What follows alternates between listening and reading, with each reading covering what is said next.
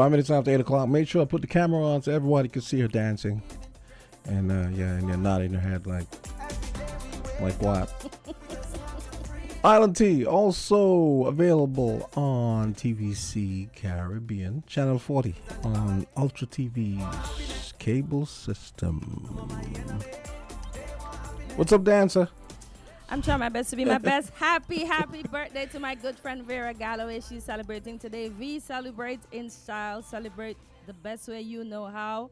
Enjoy your birthday to the max. And to everyone else that's celebrating a birthday, happy birthday. Good morning, y'all. Good morning. Welcome to Island Tea. Good morning to the Federation of St. Kitts and Nevis. Good morning to the regional and international diaspora. I forgot some folks yesterday, so I'll put them in today. Good morning, Sharmel Wilkin. Good morning to Miss Wall. Good morning to Miss Brisbane. Good morning, UN. And good morning, Rusty.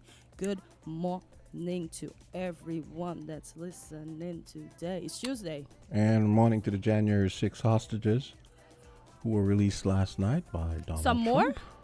All of them? Well, 1,500 of them. Yeah. Oh, you mean? Yeah, hostages as in... That's what he called them? Yes, he calls them hostages. Yo, like, I got excited for the Israelis like and they're the martyrs, Hamas. you know? Like, oh yeah, right. Every single one? Well, 1,500 to start, and then there's some that he says they have to take a look at. So how did he have the guts to go and sit in that same Capitol yesterday that he had those same people defaced 4 years ago? Well said. I look at this man, and even for the prayers, he wouldn't close his eyes, because I only looked at it here and there because I disappeared, because I was wondering why his wife was hiding her eyes yesterday, that nobody could have seen her eyes. Even when he came in and he tried to kiss her, it's like they don't want to touch each other. You realize, what is that? What is that? You realize that had two functions, right? Hide her eyes and keep him away from her if he tried to kiss her. Because it was broad. Yeah. It was weird. I was like... That's my theory anyway. Listen, And I'm sticking to it. The vice president and his wife look more lovey-dovey or in love than the two of them just look like, let the show go on. But there was a picture where he was scowling at the VP's wife. Oh, really? Yeah. I don't know. Maybe he was looking or at maybe someone just his else, face. Oh, gosh. Oh, boy. You see this social media, how But, we look at everything and try to put everything together? Yeah. Oh, and... boy. But I really get annoyed at the press. Some of the stupid questions they ask, or that rather than ask important questions, they ask stupid questions. Like, "Oh, what were you and Obama talking about?" I mean, at the funeral. Yo, you see how they put a whole voiceover to the funeral?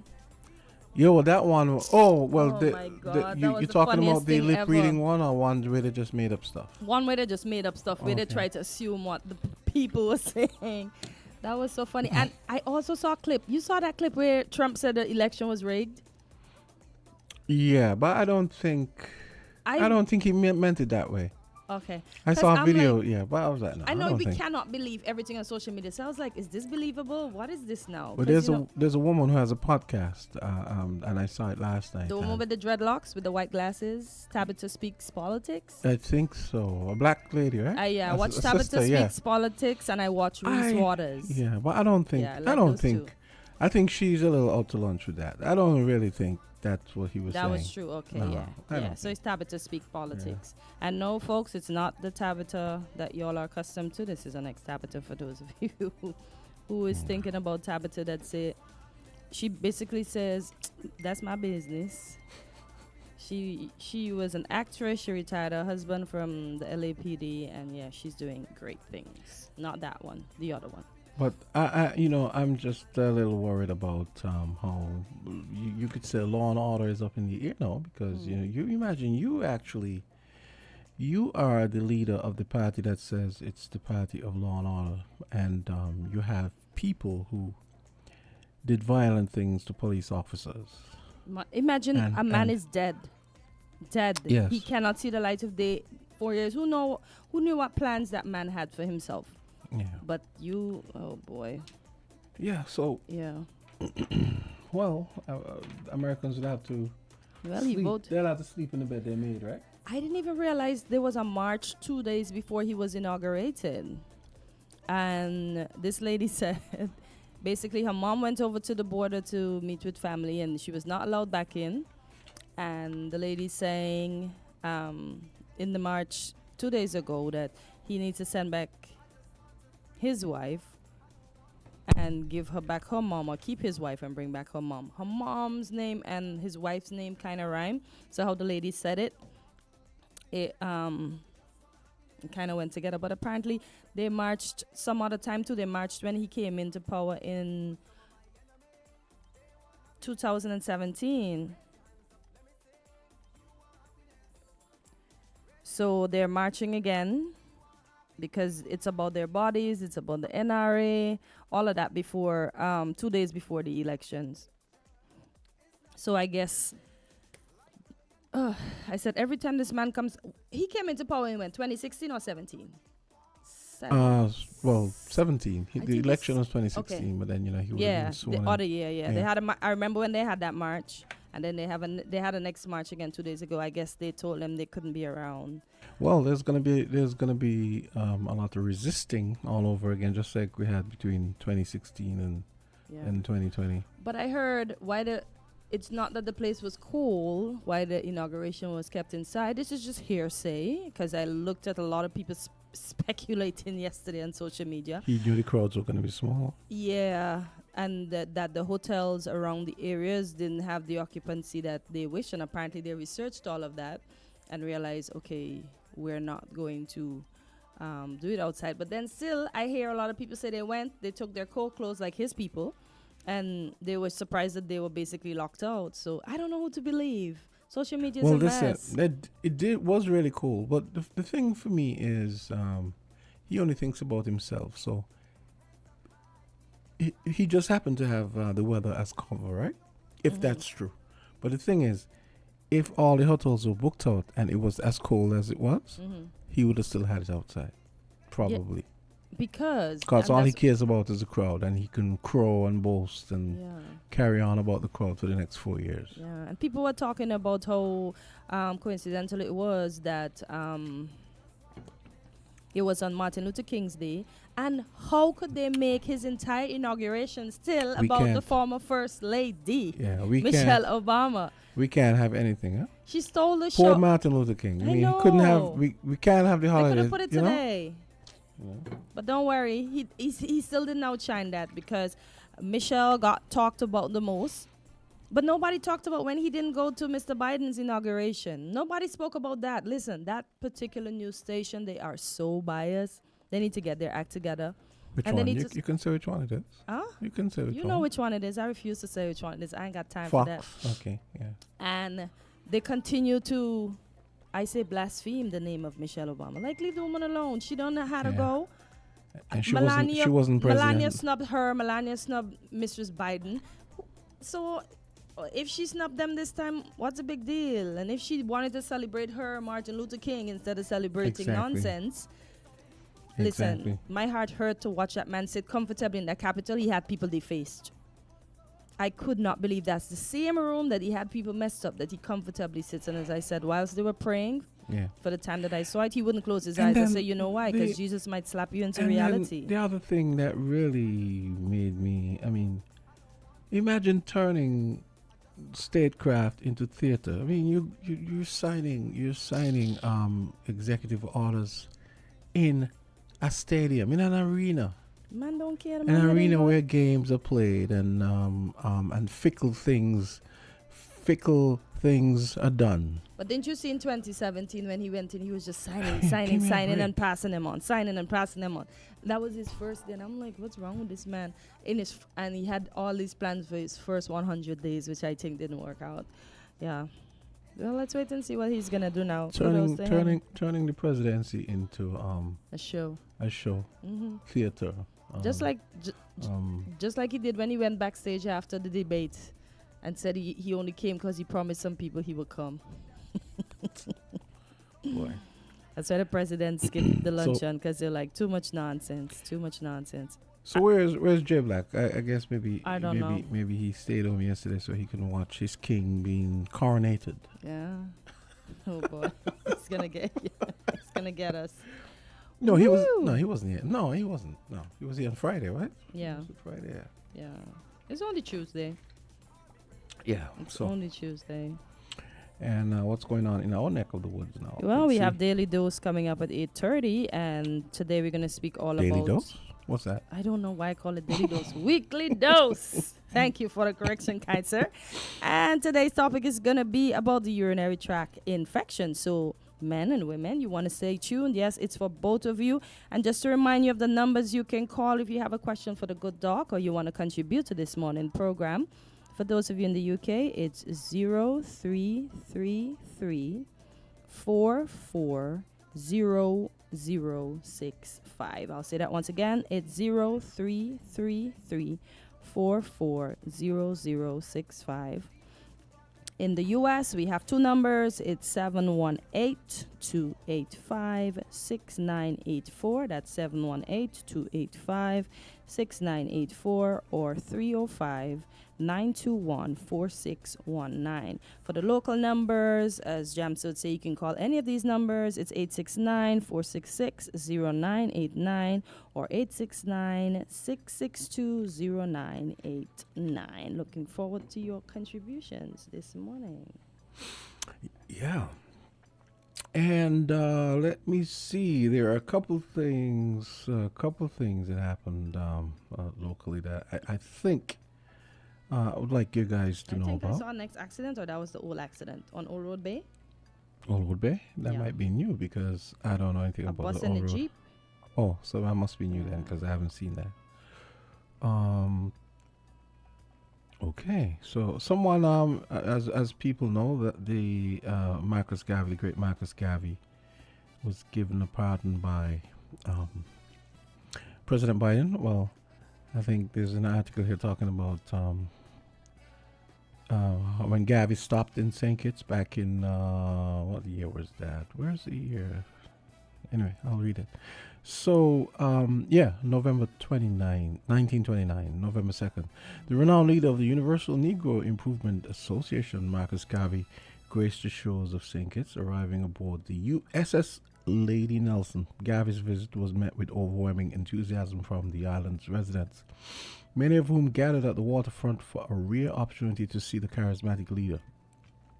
Later that day, a packed hall at the Mutual Improvement Society. You know where that used to be? You know where that used to be, right? No. You know that building where Okola used to practice? You downstairs on Market Street? No.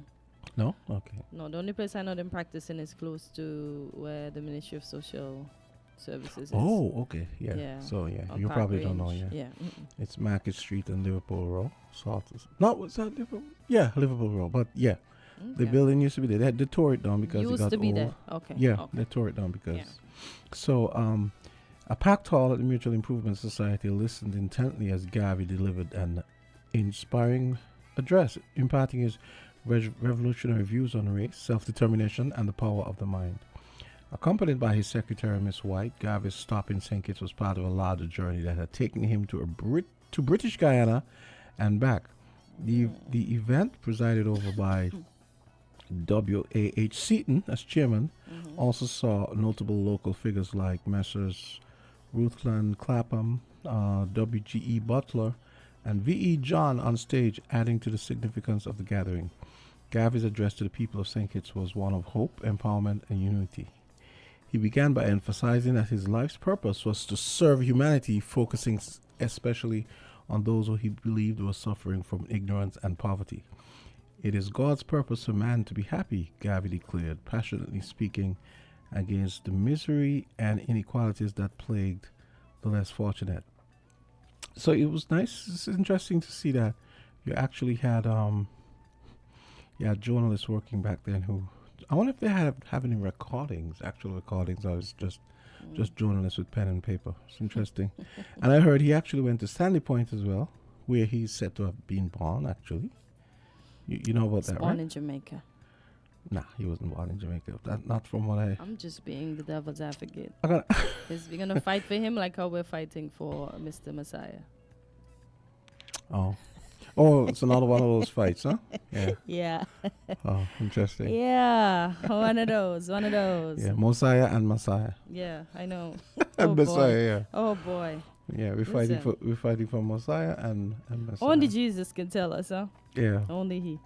And in the local news, I see St. Kitts and Nevis expands horizons with Virtuoso Partnership. You know what that is? No, is that something to do with music? No, it says the St. Kitts Tourism Authority has proudly announced its inclusion into the prestigious network of luxury travel partners represented by Virtuoso, Oh. apex a notable apex in high-end travel advisory services. The partnership presents a significant opportunity for the consortium to enhance its marketing and sales strategies. It will enable the consortium to connect directly with Virtuoso's clientele, known for its refinement and demand for exclusive travel experiences. In a recent press release, Kelly Fontenelle, CEO of the St. Kitts Tourism Authority, is it Fontenelle or Fontenelle? Fontenelle. That's Okay. a French name. Okay, I figured. Expressed her enthusiasm and quote, Virtuoso's acceptance process is incredibly selective, so becoming a preferred partner is a true honor, end quote. She articulated that Virtuoso's reputation aligns perfectly with the authority's commitment to offering bespoke service. Excuse me. Why? Okay.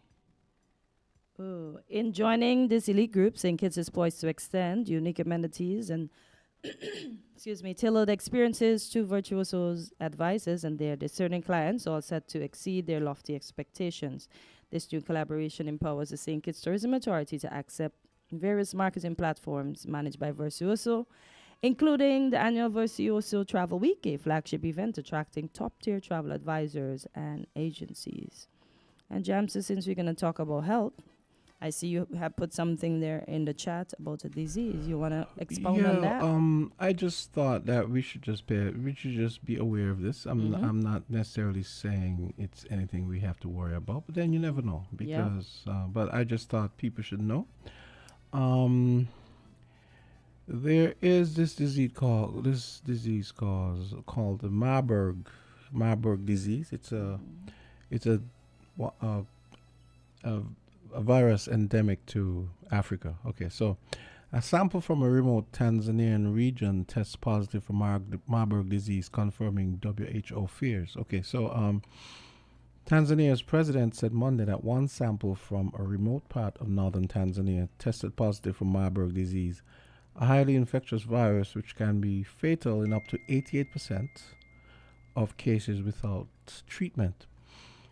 President Samia Suluhu Hassan spoke in Dodoma, the capital, alongside World Health Organization Director General Tedros Adhanom Ghebreyesus, who was the first to report on January 14 a suspected outbreak of Marburg that had killed 8 people in Tanzania's Kagera region. Tanzanian health officials disputed the report, hours later saying tests on samples had returned negative results. Hassan said Monday that further tests had confirmed the case of Marburg. 25 other samples were negative, she said. Like Ebola, the Marburg virus originates in fruit bats and spreads between people through close contact with the bodily fluids of infected individuals or with surfaces such as contaminated bed sheets. Symptoms include fever, muscle pains, diarrhea, vomiting, and in some cases death from extreme blood loss. There is no authorized vaccine or treatment for Marburg. This is the second outbreak of Marburg in Kagera since 2023, and it comes exactly a month after Rwanda, which shares a border with Kagera, declared its own outbreak of the disease was over. Rwandan officials reported a total of 15 deaths and 66 cases in the outbreak, first declared on September 27, with the majority of those affected healthcare workers who handled the first patients. So, yes. I just thought I when I saw it last night, I said, let me share this. It's probably nothing to worry about, but it's something we should know about, right? The more you know. You know what they said, the more you know, right? Yeah. The more you know, the better off you are. It's like I always remember, like you hear me say, I remember back in November, December 2019, and I started seeing the stories about, we didn't take COVID. it serious, huh? Well, I think we did. No, I don't think we did. Don't think we did? No? Okay. Everybody just complained that you felt like an elephant was jumping up on your chest and all these things, and the cold was this bad, and who do the set listen, the stories I heard People feel like they couldn't breathe, they were gonna die. And imagine we fought that home, drink bush, we drink pills, we drink ting, we do everything, and we made it through, not knowing we're battling something that will soon come and shut down the countries of the world. Oh, you're saying even before? In December, remember You're in December, saying people really? were coming. Yes. I had a friend that told me, at least 2 friends told me they felt like elephants were sitting down on their chest. And they battled that thing at home with paracetamol and everything else. Neither of the 2 told me they visited a doctor office. They just rested, they hydrated, they... Yeah. Wow. Yeah. Yeah. So I mean, that's pretty wow. Okay. So you see, so that's why when I saw that, I thought let's talk about it, because you never know. Because we have visitors to our shores. Yeah. Give so you guys exactly. We have people coming here from the continent and so on. So I thought it was important that we knew what was going on.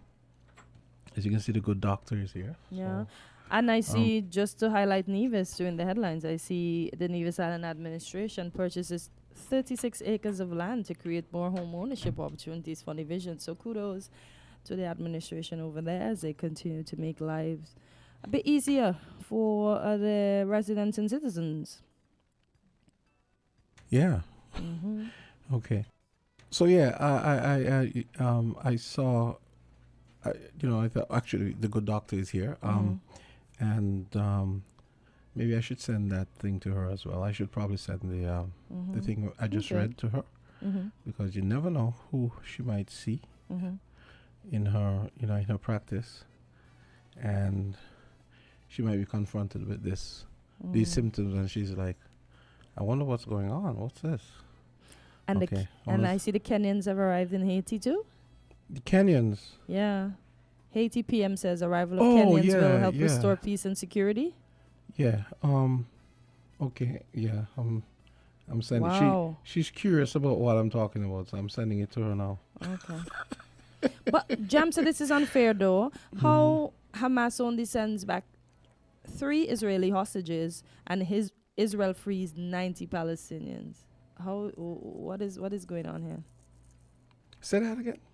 So Hamas returns 3 Israeli hostages and Israel frees 90 Palestinians. Yeah, I've noticed that when you have these... Why not everybody for everybody? Yeah, I've noticed that they do that. Like, I was hearing that... I've noticed when, for example, the Russians and the Ukrainians do prisoner exchanges, sometimes the numbers... It's never fair. They're never, like... proportionate. It's like the Ukrainians might return 2 Russians and the Russians might give them back 20.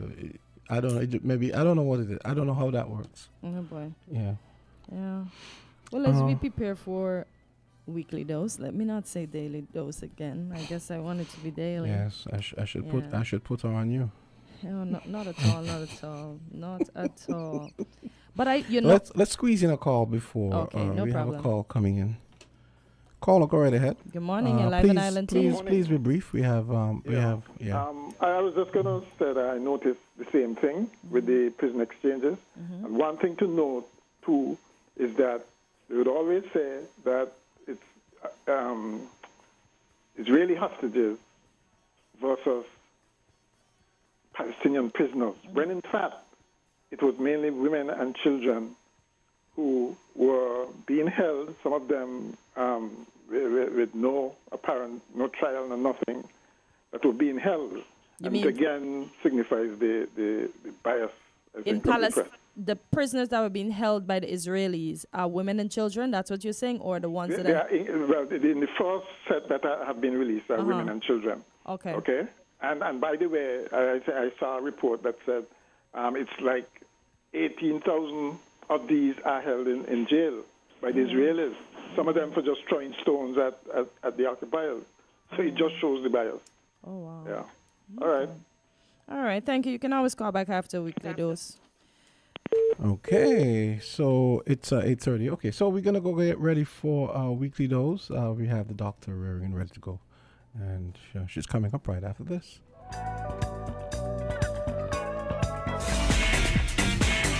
From the South, 90.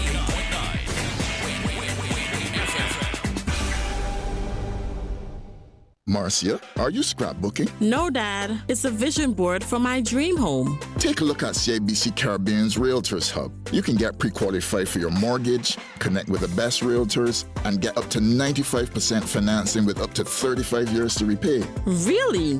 Wow. It's perfect for a first-time home owner like me. Honey, it's even good for old-timers like me. Visit CIBCFCIB.com/Realtors Hub to get started today. If you need protection, you need one who you can trust to secure your investment. You need one who'll do you just. TDC Insurance, you're the one that you can trust. TDC Insurance, you're always safe with us. TDC Insurance is your go-to insurance company for all your insurance needs. We take pride in offering you the best solutions and ensuring our customers are fully satisfied. TDC Insurance, we take good care of you, guaranteeing you peace of mind. You're always safe with us.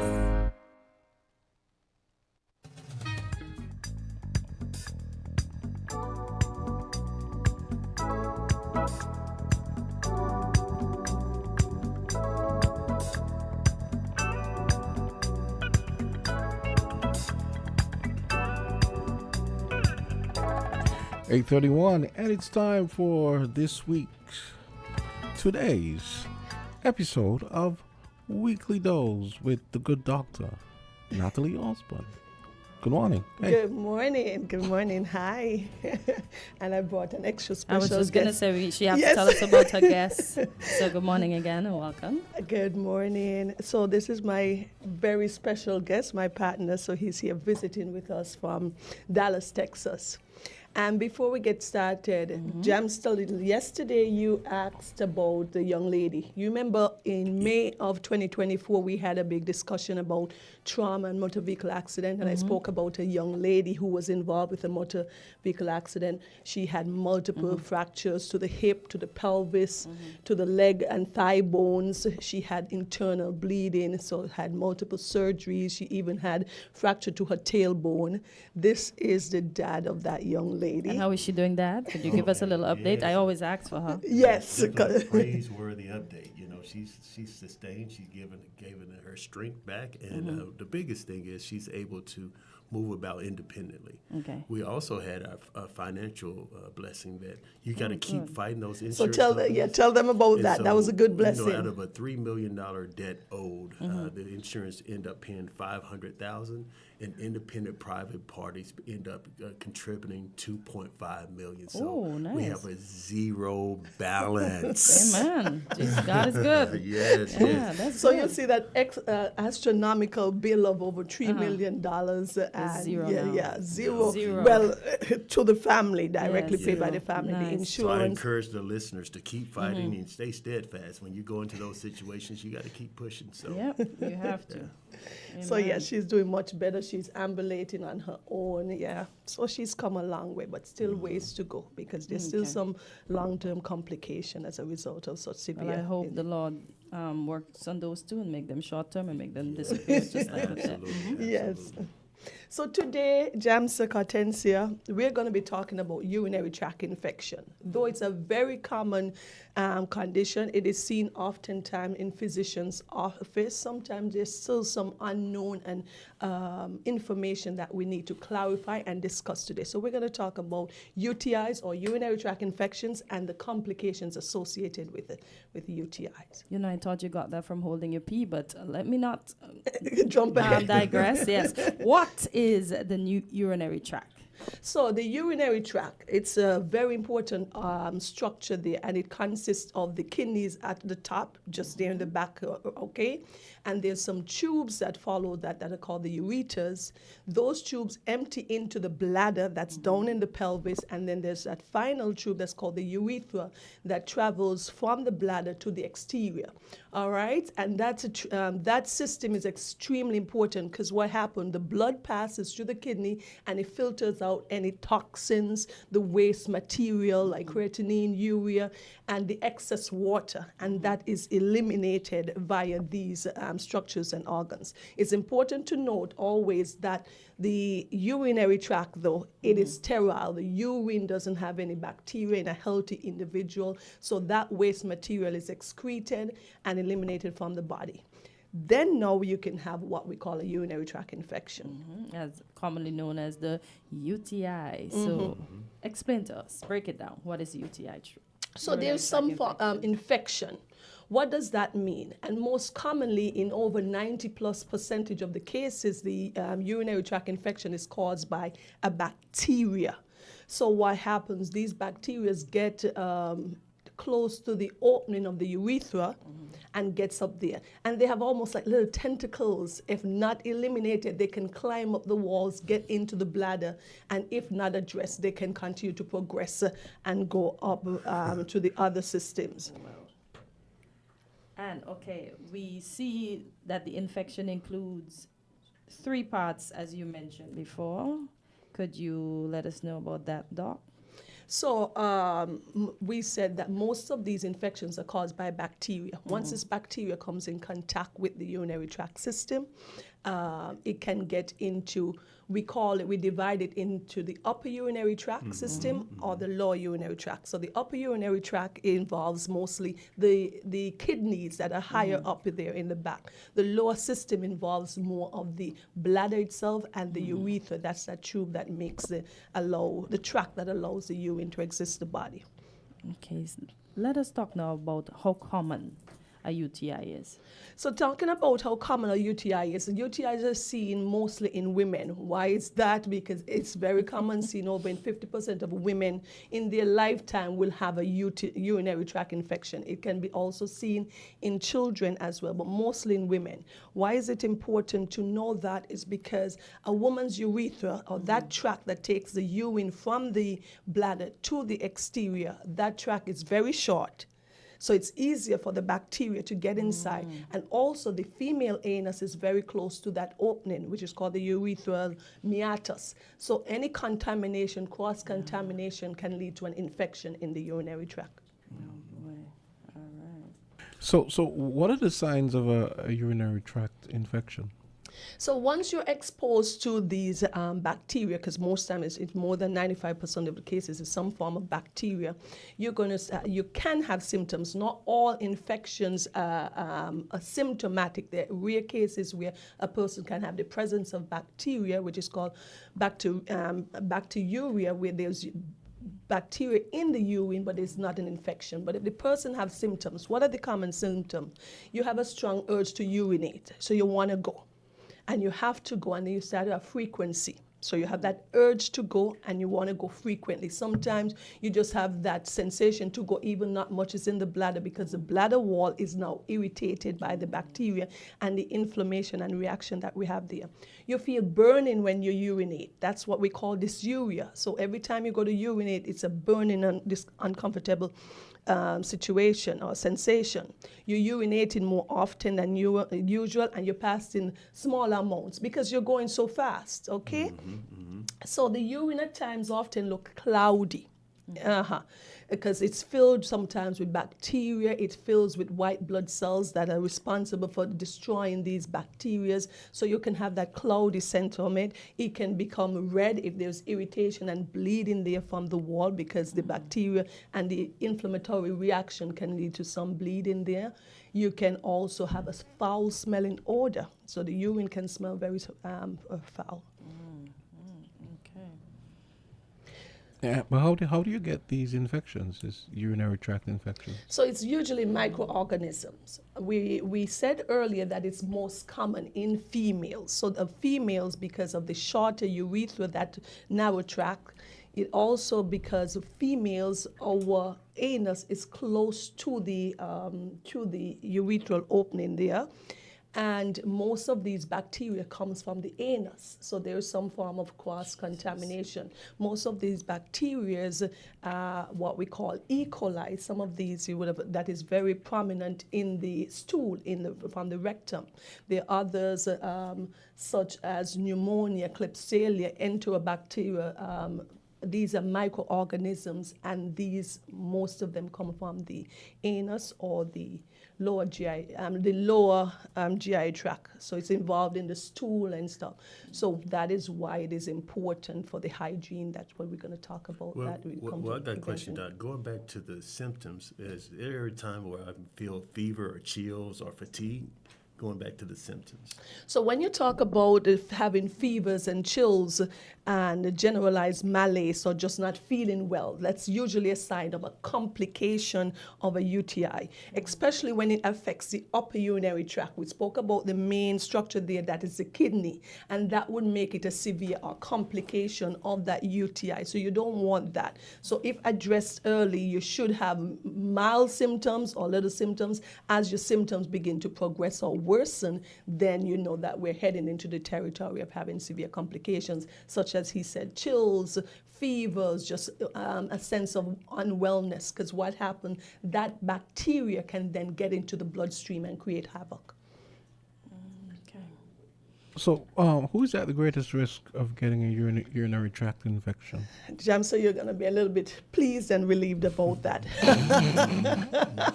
We females, we're going to take this one a little bit though, but females are higher risk. It is said that most females in some time in their lifetime have a 50% or so chance of developing some form of urinary tract infection because of the anatomy. We mentioned it earlier, the shorter urethral tract and the anus is closer there. Sexual activity as well too. So being active as a female, sometimes there is cross-contamination. You can have having a new partner can lead to exposure to different bacteria and create a urinary tract infection. Certain types of things like birth control, they speak about, you remember these things, the diaphragm, that was a barrier type, yes, you insert it, into the vagina as a barrier against having babies, yes.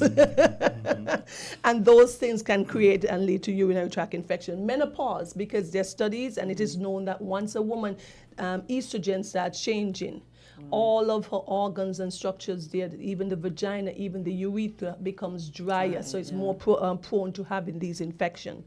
Pregnancies, why is that? In pregnancy, there is a lot of stasis. What happens? There's relaxation of the muscle walls in the bladder. The urine can sit there for a longer bit of time. Yes, and but they tend to pee a lot. No, they tend to pee a lot, but they're probably not emptying the bladder adequately. Okay, got you. So there's stasis there. There's collection of that urine can get infected. And women, during their pregnancy, because the body is going through so much, they're at risk for having infections quite often, you know that. The immune system is a little bit struggling because it is protecting and developing and giving all the nutrients and essence for that formation of that baby. Having a UTI during pregnancy, does it affect the infant? Excellent question. Yes, if not treated adequately and you need to get it treated, yes, you can have long-term complications for the women and also for her unborn fetus. Okay. If you have urinary tract problems, sometimes babies are born with some malformation and stuff. Those infants can be at risk of having urinary tract infection. Wow. In males, though, Jamsa, this one is for you. When a man has an enlarged prostate, over time, what happens? The prostate enlarges, blocks off that tract, and the urine can sit longer. And oftentimes, these gentlemen can present with urinary and recurrent urinary tract infection. But where's the bacteria coming from? Though I've always come up knowing that. I thought they used to say that urine is We did sterile. say that early because, without any contamination, the urine doesn't have any bacteria. But if the urine sits there and we're exposed to via the urethra to any kind of contamination from the exterior, even your fingers, even cross-contamination while in your stool, that bacteria can get there. What about like whirlpools, public places, like if women get into whirlpools, or men, will that cause a... Oh, well, that's an interesting question. I don't know if that directly causes a urinary tract infection, because once you have healthy habits and you're overall healthy, that shouldn't put you at any unnecessary increase. Because other risk factors are persons who are immunocompromised. They have things like diabetes, they have chronic kidney disease, and persons whose immune system is lowered, they may be at increased risk. And persons who may have a catheter inserted for whatever surgical procedure, they're going to have a major procedure, you may insert a Foley catheter during that procedure. If a man has difficulty urinating because of an enlarged prostate, oftentimes we have to insert a Foley catheter, that's plastic tube, to empty the bladder. He's at increased risk. What happens, these microorganisms can go up the plastic material and enter into the bladder, giving chronic infection. I have a question concerning sexual activity and UTIs.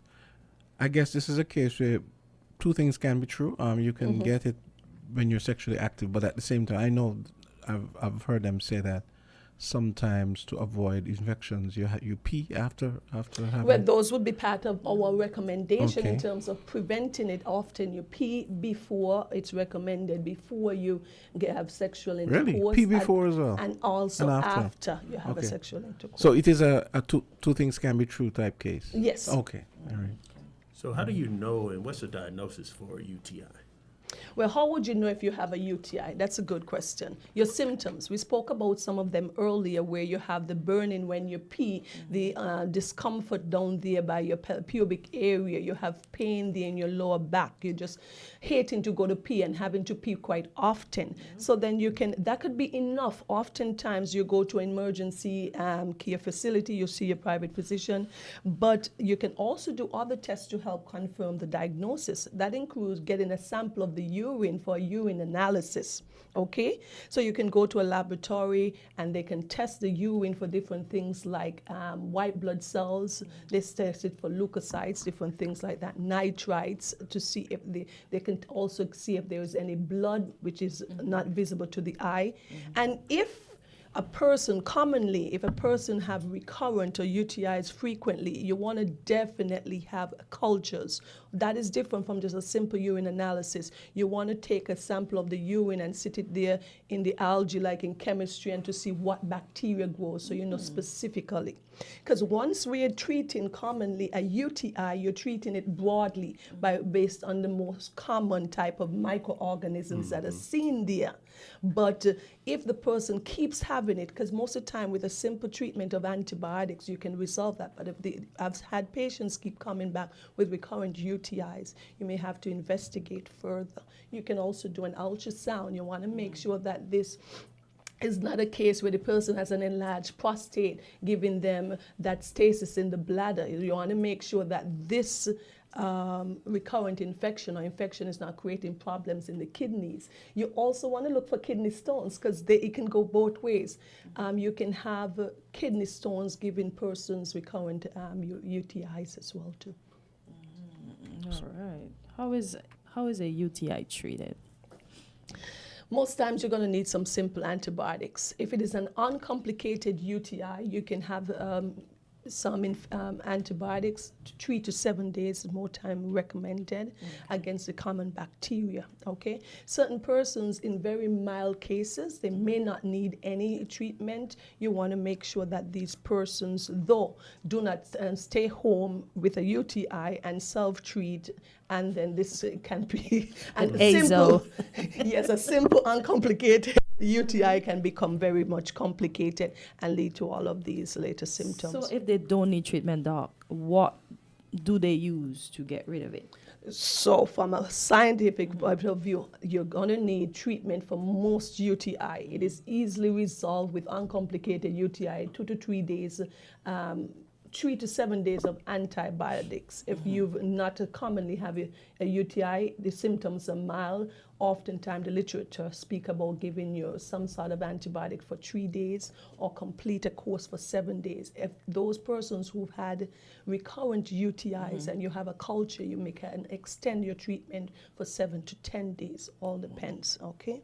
So if there's an upper and lower UTI, is it more extraneous, or you need to be more aggressive with your antibiotics if it's on the upper level? Yes, yes. Clearly that's so, because once you start having problems inside of the kidney, we call an infection in the kidney a pyelonephritis, but just know that it's an inflammation or inflammatory process. There's an infection there, and that can become very, very critical, because that could lead to generalized sepsis. So that's a good question. Once you start having symptoms of an upper urinary tract infection, you've got to be much more aggressive. Sometimes oral antibiotics is not adequate for that individual. You may have to admit that person for IV antibiotics, because a simple, uncomplicated urinary tract infection can become complicated if it is ignored. Okay. So can one become immune to the antibiotics used to treat UTIs? Persons often think so. No, it's not you becoming immune, it's the bacteria. What happens if you, because sometimes science have shown us that antibiotics must be taken for a specific length of time in a specific frequency. Sometimes there are individuals who may have a UTI, or they feel like they have a UTI, and they take some antibiotics for 2 days and then they stop. What happens? That bacteria could not have been completely eliminated, and then it becomes resistant to that antibiotic. And that is where we have resistance in the community, and this is an international problem, so that some of these antibiotics have lost their effectivity because of misuse to them. So it's not that they become resistant, the bacteria, and they are always trying to adapt as well, because they need to survive. So they're adapting as well, so that they can continue their species as well too. Everybody wants to grow. Everybody wants to grow and survive. All right. So does cranberry juice, we know when we hear about kidney, everybody, drink your cranberry juice, your kidney should be fine. Does cranberry juice prevent a UTI? I looked for several different sources to talk about that. And some studies do support, and a lot of studies do not support it. I don't know how it originally began. What I saw also that authors spoke about, it can be used better to prevent. Once you have a urinary tract infection, it may not be as helpful as persons think. They also said that the basic sugar, high fructose syrup, cranberry juice in the supermarket is not very effective. They recommend some cranberry extract supplements. Okay, you know, that seems plausible. Yeah. You know why? Because when you think about it, because of the high acidity of cranberry juice, they tend to have to cut it with grape juice and pear juice and these other things. And all these and sugars. apple juice, and that. So that so kind of these makes things sense. are not really, they're filled with fructose syrup and high fructose, and they're from concentrate. So there's nothing that shows them to be very effective. But there's some authors and some research, some persons support it, some persons really don't, but it really doesn't hurt to add a little extra support. I got some cranberries home in my freezer though. So you're gonna make juice out of those? I'm deciding what I'm gonna do. So you won't be adding any sugar? Yes, once it doesn't add any extra added Just sugar. go through. I see something here about methamphetamine hippurate. What is that? That's a specific drug that they recommend that to be used like natural substances for urinary tract infection. Speaking of which, are there any natural remedies for UTI? Natural remedies, you always want to think about your vitamins. They recommend vitamin C's. Okay, they often talk about things like staying hydrated. That's one of the best things to kind of prevent your UTIs. Yes. So any bacteria that is introducing or being introduced into the tract there, you can eliminate it or flush it out quite early once you start you take abundant fluid. We also know that a risk factor of persons who hold their urine for a long period of time. Think about it often. There's sometimes you leave for work and you do not pee until the end of the day when you get to your home. When mine hits me at 4 a.m. in the morning, I get in the fetal position because I'm not getting up until it's time. Yes, so holding your pee for a long period of time would not be healthy for you.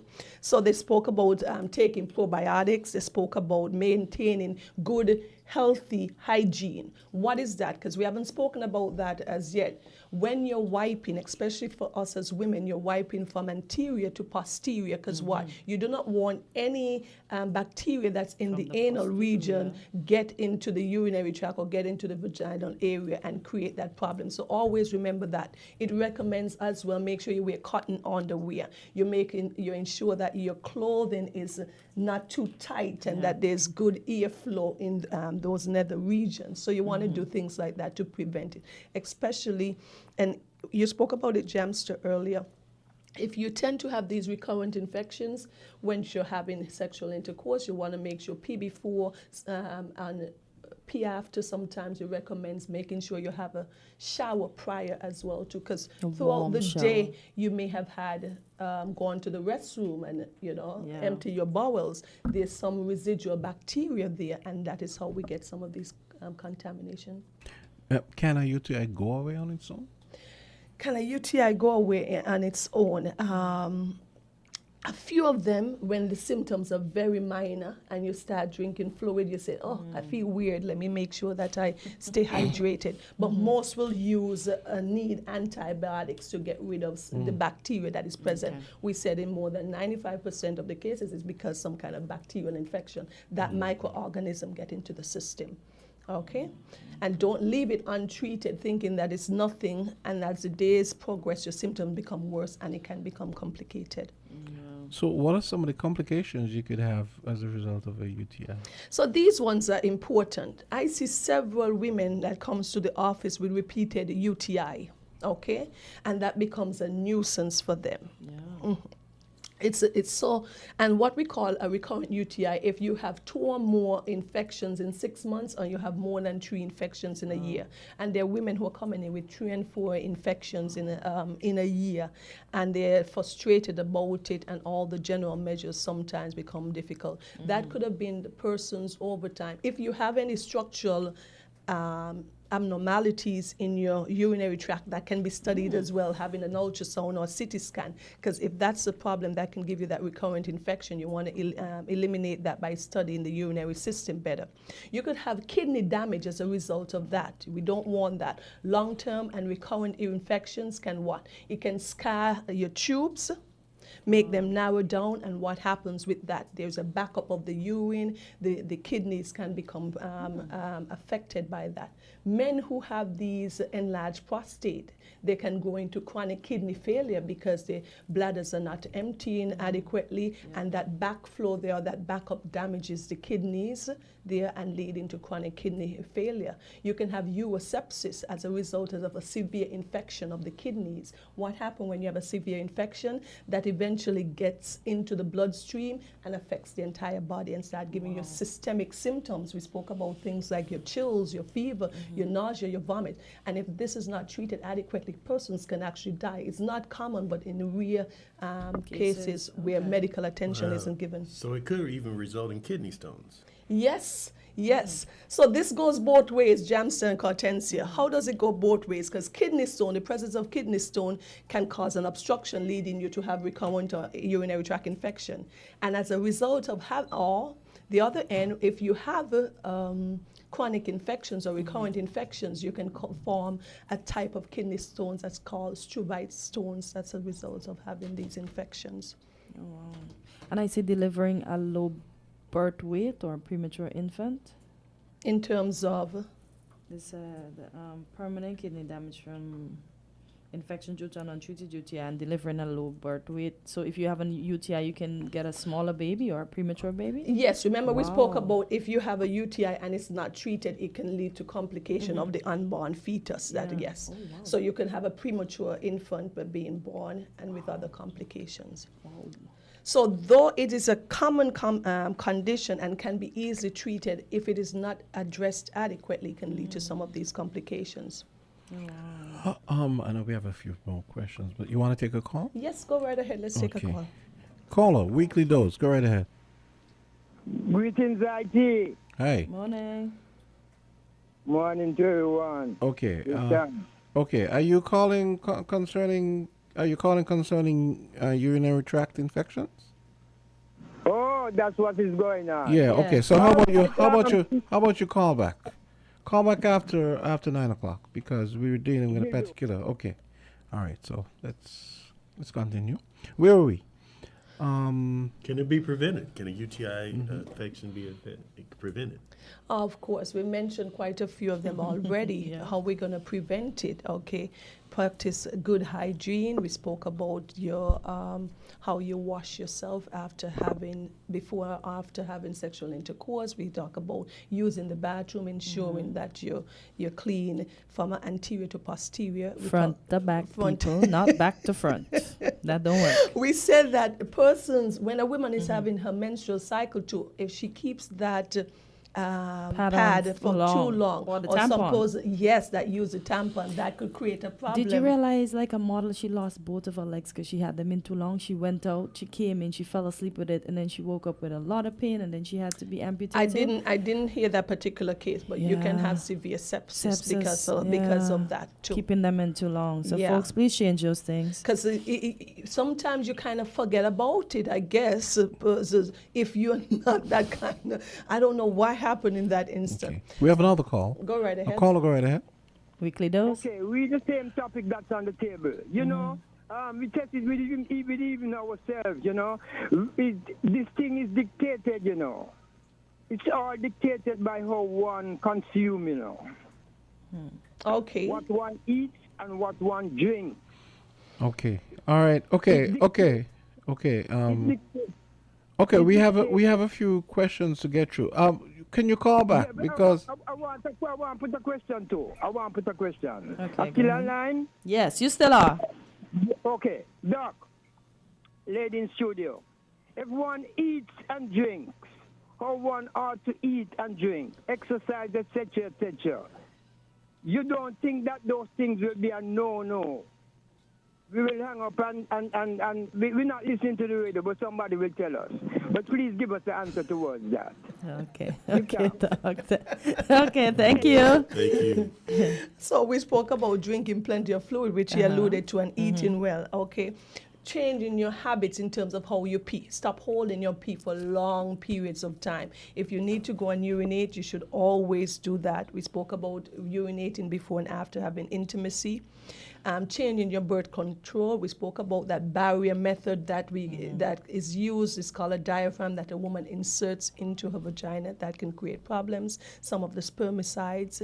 And if you're going to use a lubricant, it is encouraged to use a water-based lubricant, all right, to try and avoid spermicides because those can contribute to some of the UTIs that we have.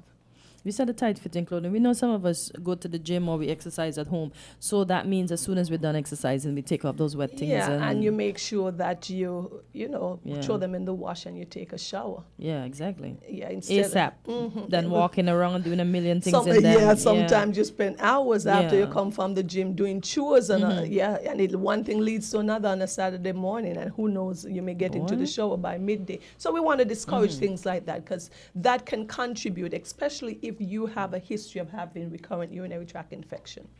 Okay. Just a quick question. Is any, how should I put it? How are, let's say, yeast infections related to urinary tract? Urinary tract infections in women. Is there any Okay, so urinary tract infection is associated with mostly bacteria. There are rare cases where fungus may be involved. Okay. But remember, a yeast infection is the Candidiasis album. That is the fungus that creates a yeast infection. Yeah, that part I know. It's just that I thought of it. They're different conditions. So one is mostly a fungal infection, one is mostly a bacterial infection. But the hygiene may apply, especially with having the tight, moist areas. Remember, yeast tend to develop in that. When we speak about yeast infection as well, too, there's a balance there, especially in females. in the vagina area between the fungus, the bacteria, they're good ones. Yeah. And if some persons who have uses of antibiotics, you can change that balance and create a yeast infection. There are lots of women who, after having a course of antibiotics, will say, "Doc, I have a UTI, I developed yeast infection." Yeah. But they're different organisms creating this problem. It's just that I thought of it because I realized that some of the advice, like preventative advice, wearing loose fitting and clothing that. Because of course we know that yeast loves those moist, warm, dark areas. Yep. Okay. So I guess. When should we go to the ER at JNF if we have a UTI? We would like for you not to have to go to JNF, but if you must, because you can always see a doctor in a private physician, you can see somebody in the health care, in the health centers, there's always physicians there. But if you have these worsening symptoms, of course, fevers, chills, that you just feel weak and unwell, all right, you want to go and check that out, especially if you've started with any urinary symptoms and that has worsened. Okay, but we like for you to have this addressed before it becomes complicated. But anytime you have these worsening symptoms, you've been treated. So for example, you did your due diligence and you went to your physician, you got some antibiotic, but it hasn't improved after 4 days, 5 days, and you start having fevers that spikes, you start having chills, although the place is warm, you're feeling extra cold, you're having intense lower back pain, then you want to go and see the physician at the emergency room, because you may need some IV antibiotics, IV rehydration, and you may need to be admitted for a couple of days. It all depends. Let me ask, in taking care of our personal health as women, I think I came across something about the perfume soaps and the varying washes and the wipes and everything that's made for us to use to smell better, to protect our hygiene.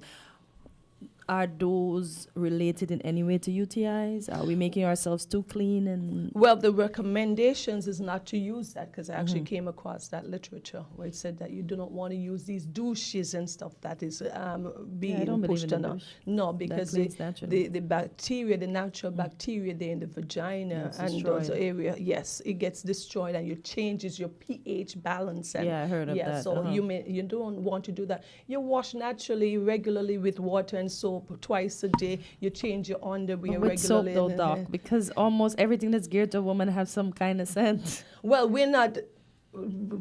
Douches and those different things, they're inserted in the vagina. You don't want to insert it. No, not those. But I mean, what do we wash with? You said regular water and soap. Yes. But do we choose the soap that says sensitive or what? Because well, it depends on your skin, but we're not stopping anyone. If you're accustomed to use a particular soap and it works for you, the soap itself is not going to cause you your UTI. All right. Okay, once you don't start to do unnecessary insertion of things in that private area into the wall. Yes, you don't want to do that. Okay. Your regular soap, wash your private parts. That's always good. And of course, you go immediately and you wash it off with fresh, clean water. Okay. All right. Good stuff.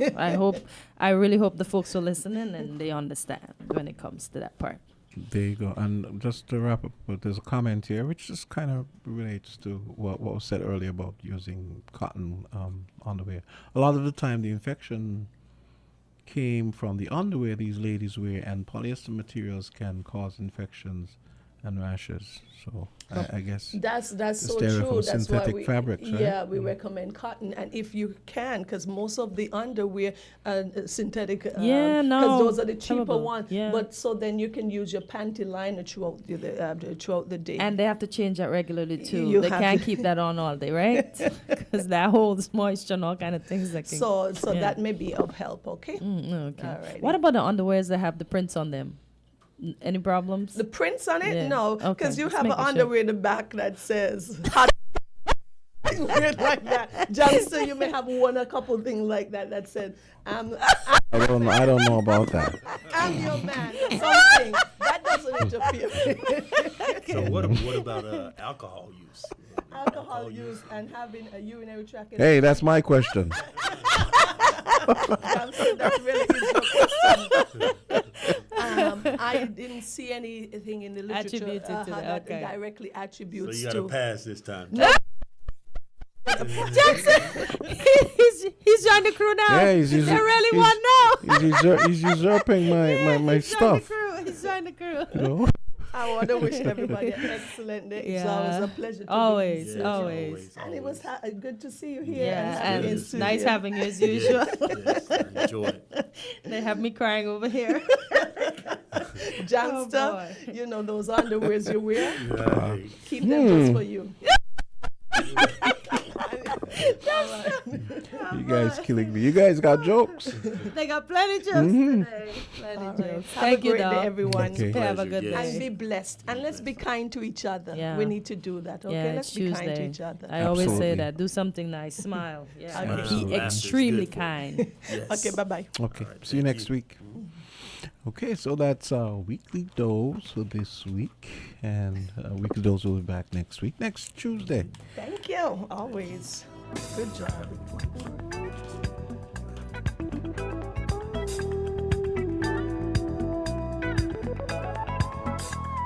WINN is 98.9. 98.9 is Win FM. Supermarket shoppers understand that convenience matters. At Hortsport's Value Mart IGA, we know that price matters most. Ample parking and the widest variety matter.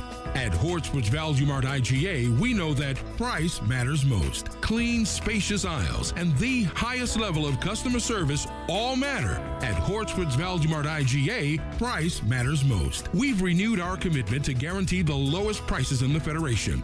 Why? Because we understand that in this tough economic environment, price matters most. Shop smart. Shop Value Mart, where price matters most. Farms Estate Nevis and Wellington Road, St. Kitts. Price matters most. The importance of co-parenting. Every child has the right to bond with the parents that gave them life. Children are happiest when they can freely communicate and enjoy the time, talents, and lessons that each parent brings to the relationship. We make co-parenting difficult when we focus on differences rather than what is in the best interest of our children. Parents, your relationship with each other should never affect the relationship you have with your child. Celebrate your children together. They deserve your best. A message brought to you by the Department of Probation and Child Protection Services. Contact us at 467-1311 or 662-6833 for more information. I was blown away, what could I say? It all seemed to make sense. You're taking away everything, and I can't deal with that. I try to see the good in life,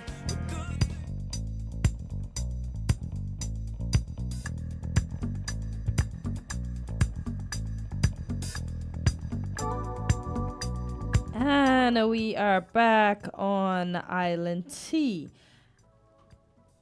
And I was just looking at something, so let me pull it back up. I hope the doctor enlightened you. And if you have questions, you can save those up for next Tuesday when she comes. You can ask any questions you may have. I hope you enjoyed our topic this morning. And that, as the caller said, you'll eat right, you'll drink right, and we'll release the pee. I know in the morning, that time is when you don't want to move because it's almost wake up time and you'll be like, I'll do it just now, but just get up and go.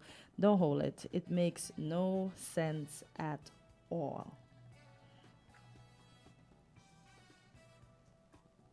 All right, let me read that article that I mentioned before. Haiti Prime Minister says arrival of Kenyans will help restore peace and security. And it says Prime Minister Alex Didier Philis Ame said the arrival of 218 Kenyan police and military personnel illustrate the determination of the government and the international community to eradicate armed gangs and restore peace and security in the French-speaking Caribbean community, CARICOM country.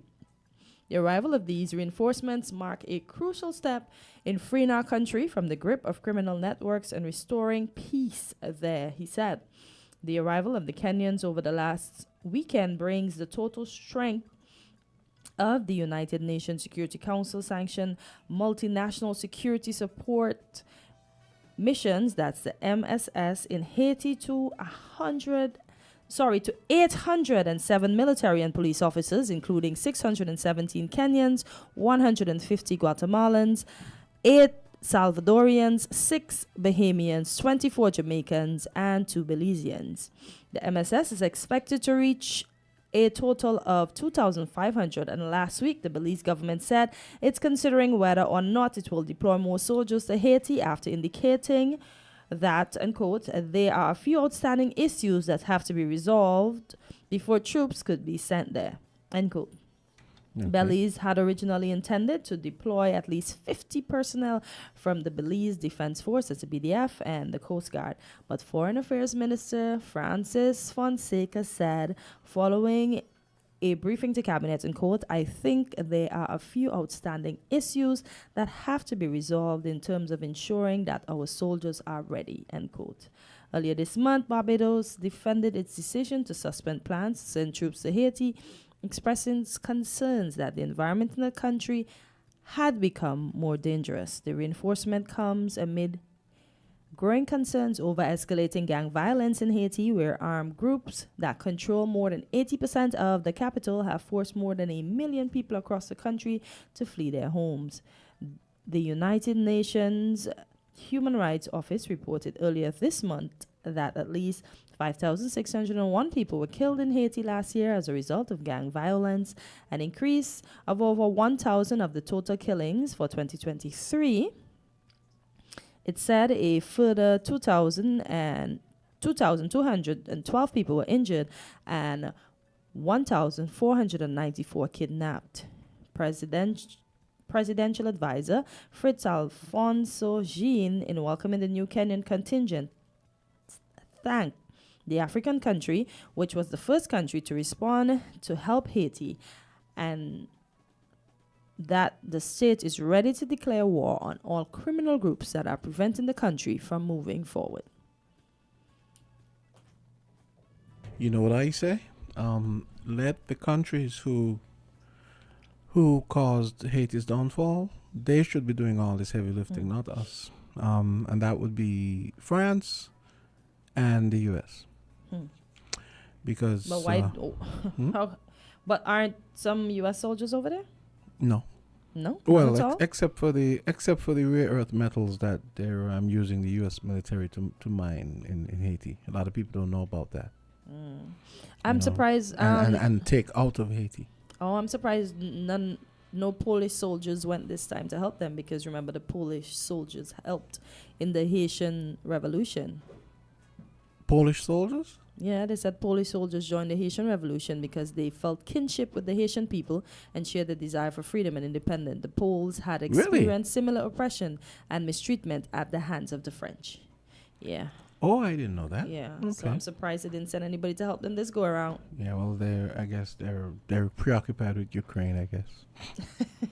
Yeah. They are? Well, Oh, they're helping Ukraine. Mm-hmm. Okay, I didn't know that. I saw some soldiers from, was it North Korea that got captured the other day by Ukraine? Oh my gosh. I was not going to fight no war for nobody to be captured. I don't like that vibe, yo. That's punishment. Unnecessary punishment. That's why I can never be in the army or any kind of enforcement. No, I want a regular life. Regular schmegular life. I do not blame you. But yeah, crazy world we live in. And I don't know if people know this. Back on the North Koreans that are fighting for Russia. Do you know that when they get killed, the Russians, and in some cases North Koreans, are burning their faces off with blow torches? Why? So that the Ukrainians wouldn't know that they're North Korean. And they've given the North. No, there's a part of Russia. You know, Russia extends basically from, you could say, Central Asia. I mean, Central Europe, all the way over to Asia, right? Okay. Because you know, over on the west, Japan is like the next country over. Okay. Yeah. Didn't know that. So yeah. Learned new today. There are parts of the Asian parts of Russia. The people look just like Chinese people. They're Asians. I mean, they look. There's this region called Tuva. So what they've been doing is they've been giving the North Korean soldiers actually genuine cards of actual Tuvan soldiers. Well, it's not the Tuvan soldiers. The Tuvan soldiers look Asian. And this was actually speculated even before they caught those 2 soldiers. And then the soldiers actually pretty much said, we are from North Korea. And I mean, they don't even speak any Russian. I think the South Koreans actually sent translators to So I'm a translator on the battlefield? Not. No, the South Koreans sent translators to Ukraine to help them. Oh. To help, you know. Oh, so South Koreans are with Ukraine and North Koreans are with Russia? I think they would have gotten help from them for translation. Wow. Yeah. Yeah. So they're burning their faces off with blowtorches so that they don't know that they're Asian. That's wickedness. But because those 2 have been caught, and the Russians are still denying it. So how are those people going to be returned to their families? Yes, we went to fight to help, we die. How do our families live in peace? They don't care about that. So they bury the people themselves? They don't even bury them. They just leave them. But they burn their faces off. Wickedness. They blowtorch the faces off. Jams, I see you. And I know you're always correct. It says Russia is by far the largest country in the world, covering more than 1/9 of the Earth's land area. It extends across the whole of Northern Asia and 40% of Europe and incorporating a wide range of environments and landforms. Wow. Yeah, so there are, a bunch of a whole... What? 6,800 miles? Yeah. Wow. The North Koreans said it took them about 8 days to drive from... Oh, they drove? Train. I think it was train from North Korea to Russia. To over where they took And them. you see, is it Turkey that sees the ship with our flag on it that had Russian drones on it? Yes. Oh, yeah. You know about that? Yeah. Yeah, I saw that. Yeah. I'd be like, Lord have mercy. Drones from North Korea, apparently. Ooh. Yeah.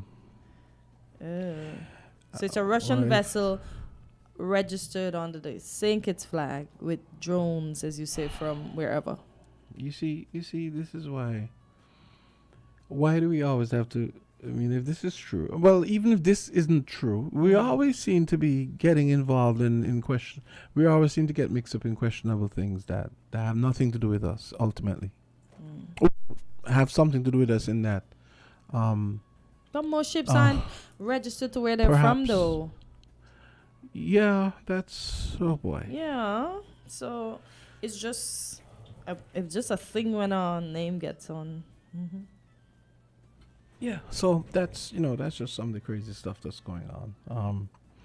I want to see. I was listening to Trump last night when he was signing more executive orders in the Oval Office, and I was paying close attention to what he was saying because he had a gaggle of reporters there, and I was paying close attention to what he was saying when they asked him about Ukraine, and he was basically saying, well, Russia isn't doing too well, and it's going to be interesting to see what happens even with Ukraine. Apparently he signed another executive order that it was going to give TikTok another 3 months to find a buyer. Now he's talking about maybe the U.S. having a 50% interest. I mean, that stuff.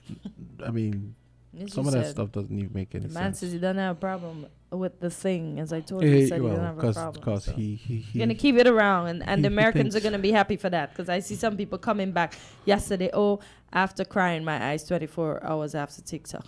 I'm like, oh my gosh. First world problems. Oh boy. Yeah, first world problems. Just letting the listeners know, the Premier's press conference is going to be next Tuesday, January 28th. That's Premier Mike Brantley's first press conference of the year.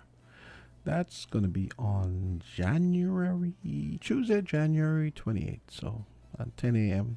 We're going to be bringing that to you live here on Win FM. Yes. And moving right along, let me see what else. You realize we have women cricket here, but it's not publicized as much as men cricket is, right? Yeah. And it's from the 19th to the 31st of January. So they have 3 CG United One-Day International ODIs and 3 T20s International. And they're Really? all going to be played in St. Kitts. So, folks, please go out and support the women. And when do they start?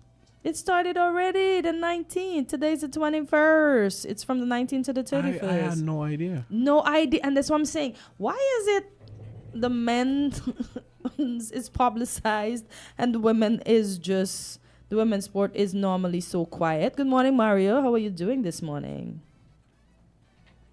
Well, we know what the reason is. What is the reason? Well, Tell me. The reason is I think that patriarchy is still very much in place, and I feel like that's why it irks me when I see the women, and women don't get me. I'm just saying, I just want us to maintain our femininity. When I see women get into sports that men play and all of a sudden they're moving like them, come on, Moving let's like men, you mean? differentiate. Yeah, Yeah, let's be our cutesy self. Let's dress up and go on the field in our high heels, although it's gonna stick in the grass, and then we put on our sports shoes and play. And wear hot pants. Come on, man. No, Wear hot pants. Yeah, well, hot we could pants. wear our Why- long pants, why but we not? maybe Why? maybe we Tight. could wear Tight? If y'all stop wearing them shorts in basketball Come and wear on, man. comfortable, no, we ain't doing that. Ain't nobody no, wanna we see will that. be respected.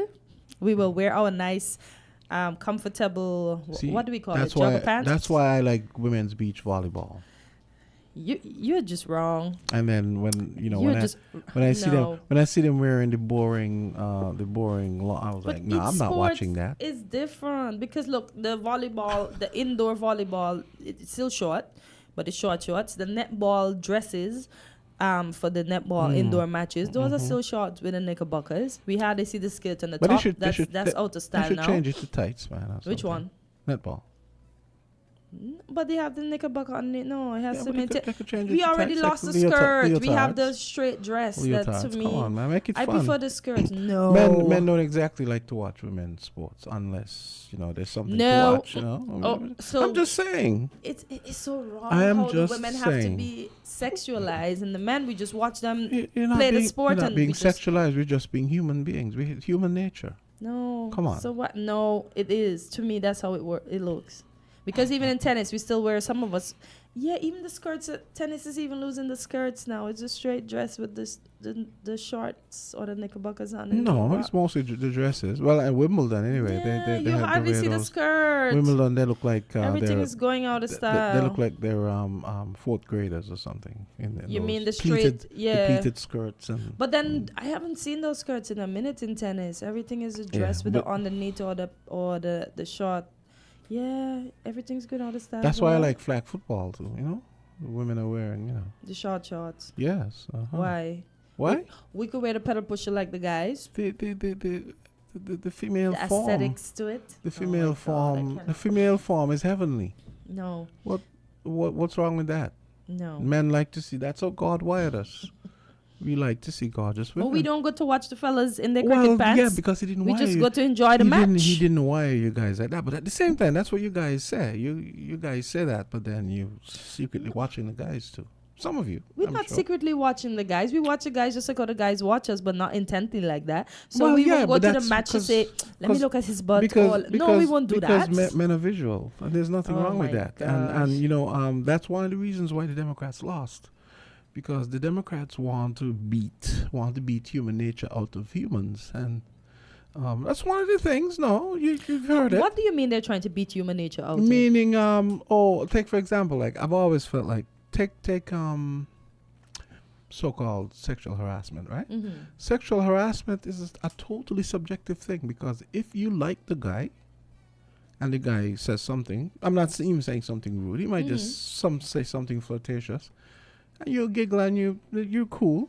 But if you're not attracted to the guy, then it's a problem. And especially if your mind is already poisoned by feminism, then you might want to take it someplace where it doesn't need to go. Sundays, But you know what I mean?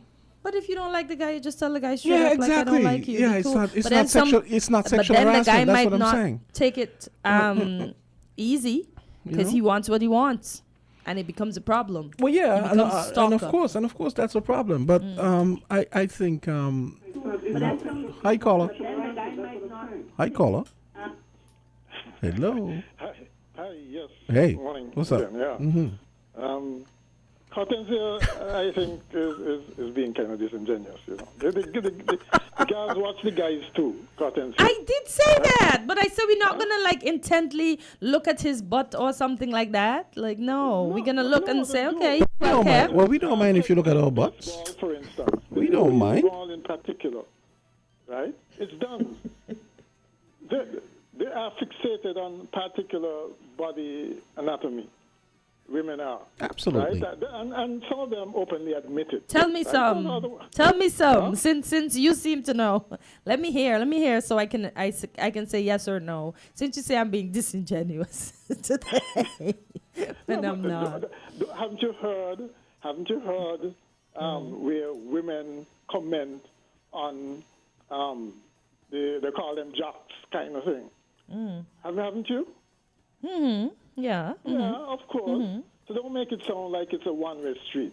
No, it's most. Hello, we are not gonna sit there and be so enthralled or well. No, because we don't go to cricket to look at the fellas. That's probably only because of upbringing, where women are trained to be demure and you know and proper. Okay, fair right. enough. Okay, you know, but we know otherwise. I mean, and to Jamsta's point, that's how men and women are built, right? So, but I wondered what you thought of this male-female thing. You mean I like? I'm going to put it this way: a broken clock is right twice a day. What you mean? The two genders? I agree with him. Yes. You mean the two genders? There are only two genders. Yeah, there are only two genders. The end. Fair enough. Yeah. We did. Yeah. There are only two. All the what you call them, transsexuals or whatever. They are whatever you call them. Transgender.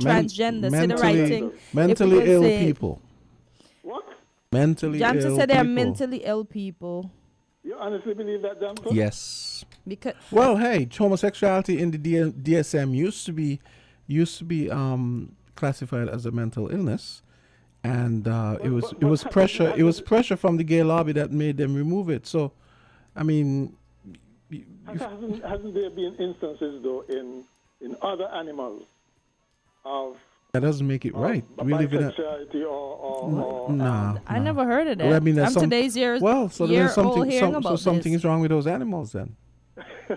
But the fact that it was all the way back in Sodom and Gomorrah, Mr. McMahon, just because certain things and it was like destroyed, but it still reigns on to now. I wonder what. Well, that's the biblical version. That's Greg. I mean, come on, asbestos. No, that's not Greg. That's the Bible. That's the Bible. Choose these things, just like how this woke agenda came into being, right? And we adopted it because we are civilized and we're tolerant and all of that. Okay. Doesn't it come down to? Well, first of all, I do believe that some people cannot help themselves. I mean, it's how they were born. Maybe they were born effeminate and all. That doesn't mean it's what God wants, though. Do you think we were born this way? You really think so? No, I think there are some people who were born. We just see things that we want. Just by their DNA makeup, their genetic makeup. Right? I don't think you should ostracize them for it. I do agree, though, that what had happened while there was a backlash, they tried to impose their standards and their thing on straight people, on other people, and that's where why and most people are not like that, and so of course there's a backlash and so they get voted out, so to speak. Like I said, that's one of the reasons it's one of the reasons why. lost. That's one of the reasons they lost, because they're all sorts of weird stuff they want to be concentrating on. Yeah, I mean, they went overboard with that. They went overboard with that, and they went overboard with the immigration thing. They should not have yielded those two things. I mean, I to keep the saying, Republicans. someone breaks into my house and I'm gonna give him a job and feed him, and when the police come for him, I go, oh no, leave him. I mean, come on, that's basically what's going on. You know what I mean? I mean, no. But Mr. But caller, let me. If you want to migrate, do it legally. Don't walk into the people's country. I'm sorry. Yeah. But migration is something you can't stop, whether legal or illegal. So look out for the workaround from really determined people on all these things that Trump has put into place with the executive orders. You can bet your life people are going to find loopholes and going to test the system, etc. Just watch. And you know, we're going to have a rash of court cases again for the next 4 years with everything he does. For instance, not the least of what he did yesterday. Do you really think women from other countries are going to stop going to the States to have the babies? You really feel so? Well, you see now, that executive order now raises a question as to what parts of what permutations of birthright citizenship are legal. Now, take for example, let's say Kortensia might have a green card or whatever, or she goes there to have a baby. No, it doesn't apply to those. Well, right. If you have legal, right. So that's what I thought. I didn't think it applied to those. Yeah, right. But if it's found that, if for instance you went on a visitor's visa and subsequently stayed to have your baby, he wants to make that illegal. See, that's no, he just didn't say you can't make the baby, but the baby has to take up the birthright citizenship of the parents and not be of where they're born. And not right. That's what he wants. Because children born in Dubai. If for instance you're on a student visa and you have a baby over there, it would be interesting to see how they deal with something like that. Interesting. Right. Mm-hmm. And of course, they could always make it a requirement for getting a visa, any type of visa, that if, you know, some might sound outrageous, but they could do it. But my point is, if you have a baby over there, you automatically assume the citizenship of your parent. Well, but my for point instance, is, I'm assuming. If you have a birth mid-flight, I think they determine that it's where you last came from or something like that. Yeah. That's what I heard. You know the position on that? Yeah, I heard that. Yeah, it's the last place that you came from. Yeah. Right. So they can make so-called regulations concerning that. You know.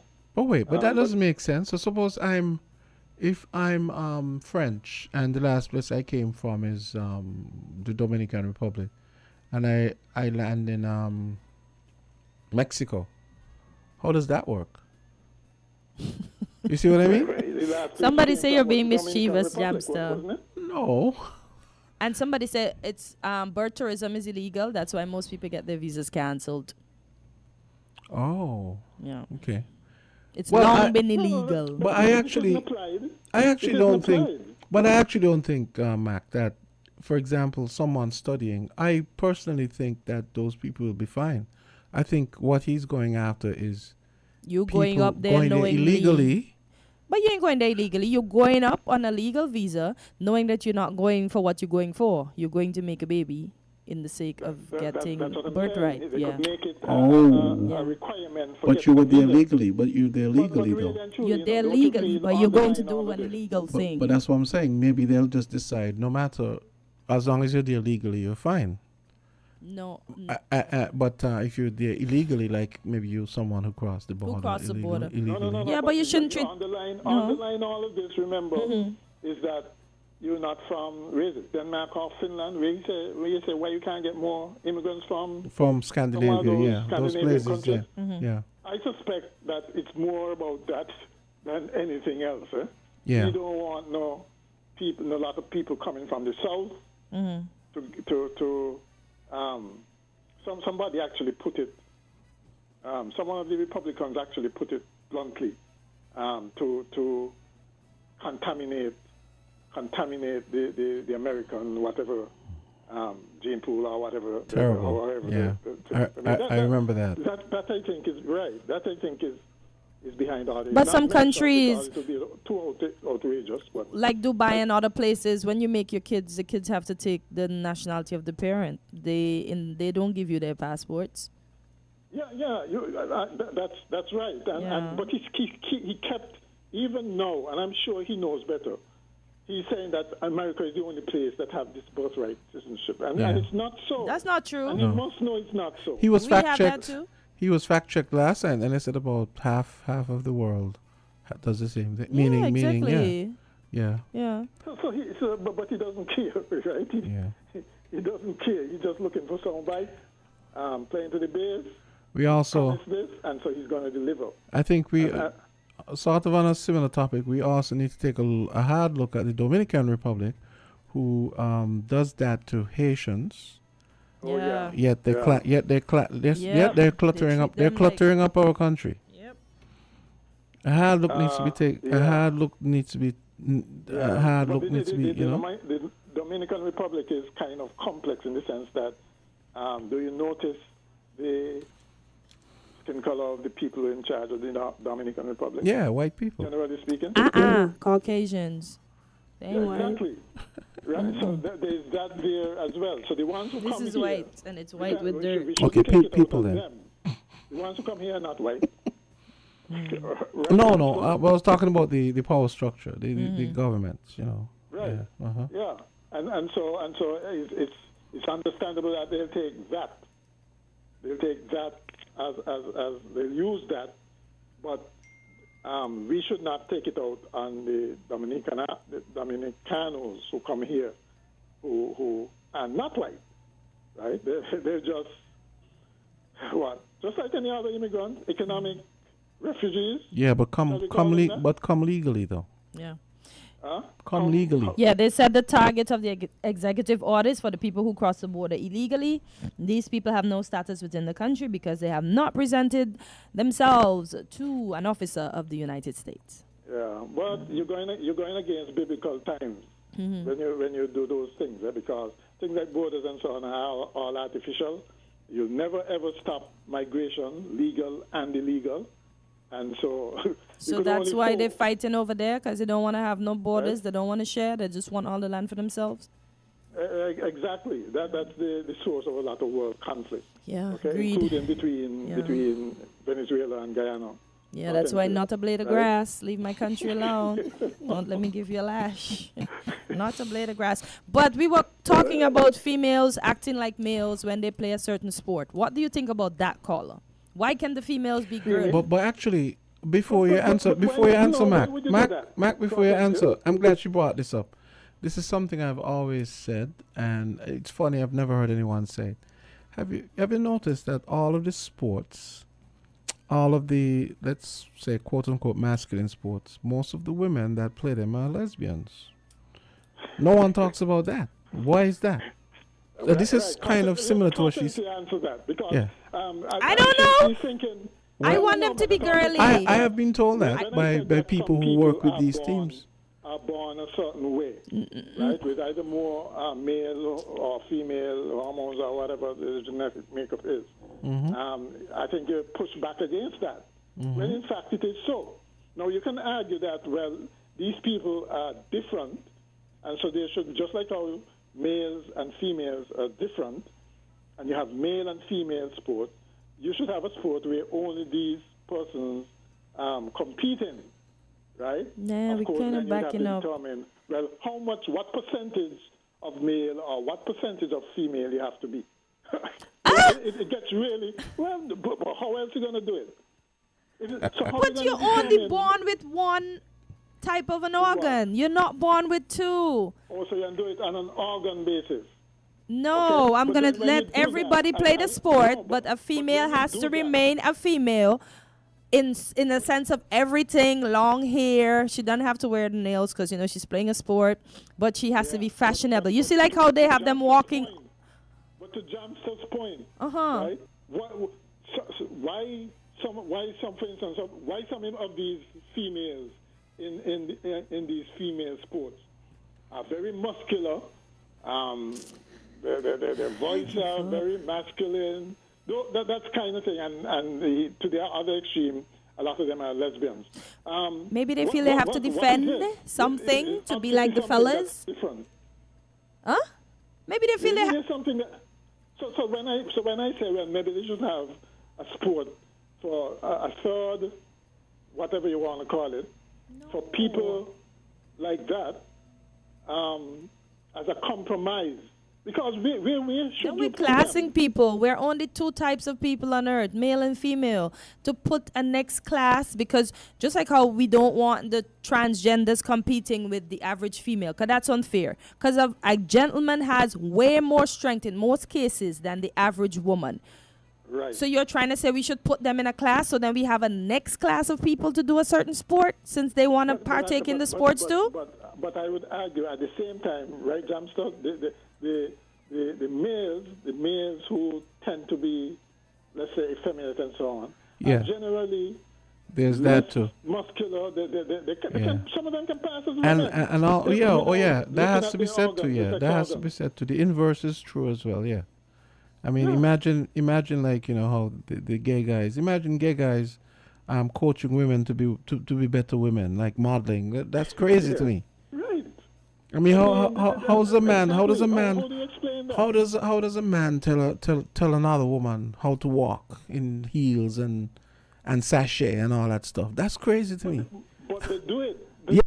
I mean, that's crazy stuff. How many times have you seen that some men are taken for women by the way they dress and carry themselves and so on? It happens.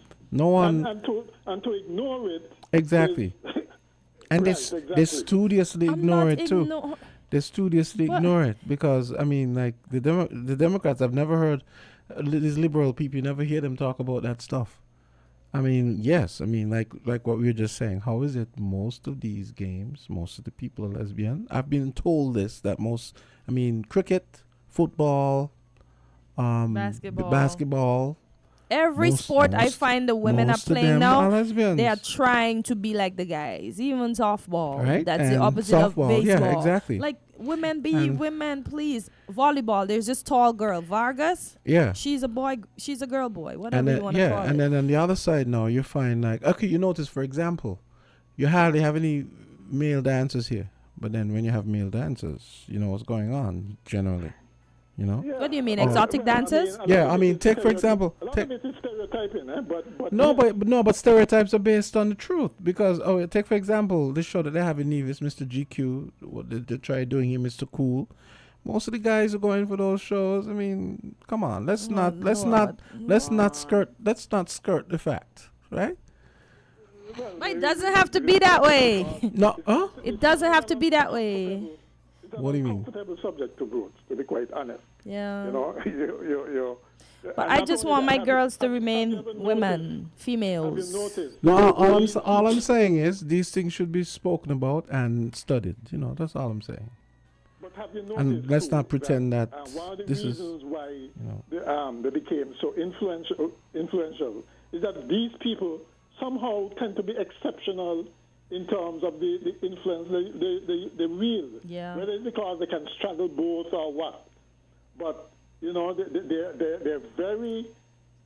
were very successful at pushing their agenda and getting people to buy into their way of thinking, right? Mm-hmm. And so it isn't that we're degrading them or anything like that. We recognize we're not degrading them. We're just confronting the truth and pointing it out.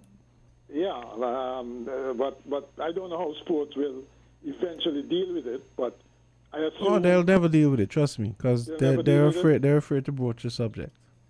Yeah, I think they're gonna deal with it in the fact that they're not gonna allow the transgender gentlemen to compete in women's sports, because it's a fight that they're having out there in the U.S. and I think a few other countries, because as I said, gentlemen are generally stronger than women. Men are men and women are women, no matter what a surgeon says. Yeah. Post-op. Yeah, and some not even post-op in. No, meaning no matter what a surgeon says after you have an operation, you're still a man or you're still a woman, as the case may be. I know, that's what I'm saying. Some of them are not even doing the operation. But I just want my girls, my ladies to be ladies. Let me not say girls, but I want my young girls to be girls. Because of medical technology and all of that, what can happen in the future. We at some point going to have to deal with this. It's not going to happen. And really redefine what is a man and what is a woman. I don't think it's going to be just a matter of sex organs anymore, right? Something else would probably come into play. I probably won't be around when those kinds of things are finally decided on. And thankfully, I like the simplicity of male, female. Yeah, that's it. But that's not it, because we know that in between there are lots of shades of gray, which we have to deal with. Shades of gray? These people have rights too. Shades of gray. I didn't hear you. Go ahead.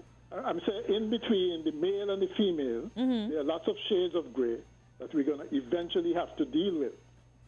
And Jesus gonna come before that happen. That's your hope. Unfortunately, things liberals, that are desirable, liberals continue. Are not always.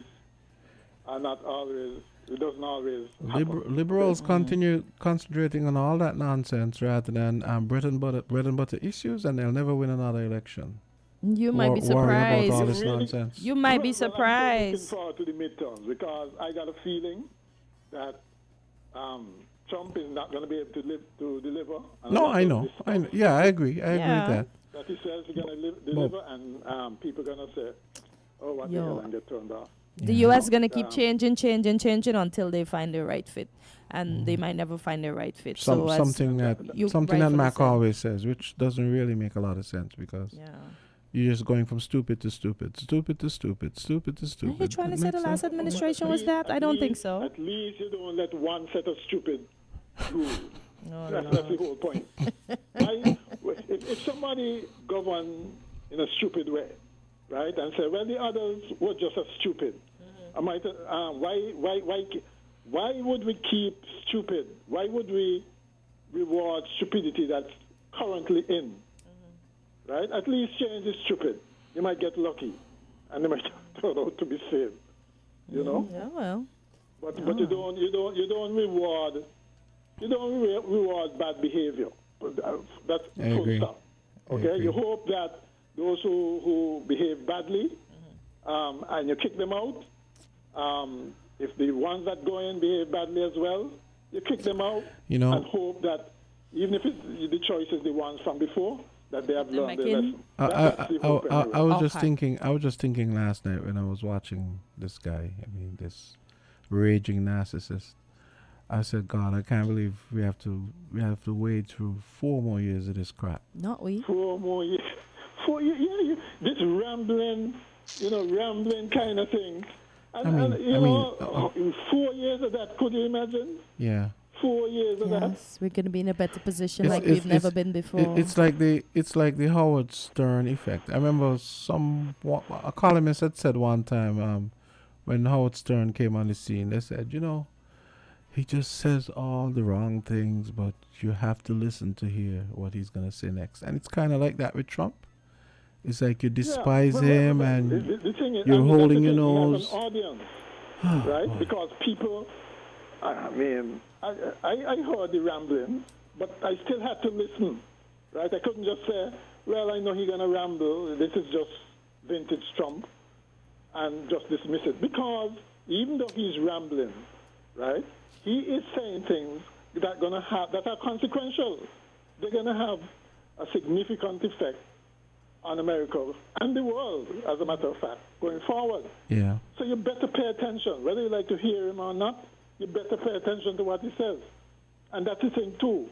He has power, and he don't hesitate to use the power that he has, right? And he's not necessarily going to be circumspect with it. He's going to go, he strikes me as somebody who goes with his gut, right? And if his gut is wrong, God help us. You know, that's the thing. That's what we have to live for in the next 4 years.